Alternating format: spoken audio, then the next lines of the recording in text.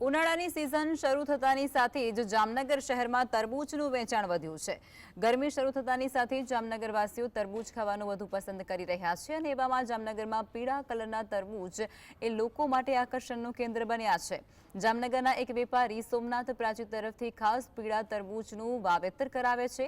જામનગરમાં છેલ્લા 3 થી 4 વર્ષોથી પીળા કલરના તરબૂચનું વેચાણ કરવામાં આવે છે અને સ્વાદમાં પણ લોકોને મીઠા લાગે છે, જેને લઈ અને લોકો ઉનાળામાં પીળા તરબૂચ ની પણ ખરીદી કરી રહ્યા છે।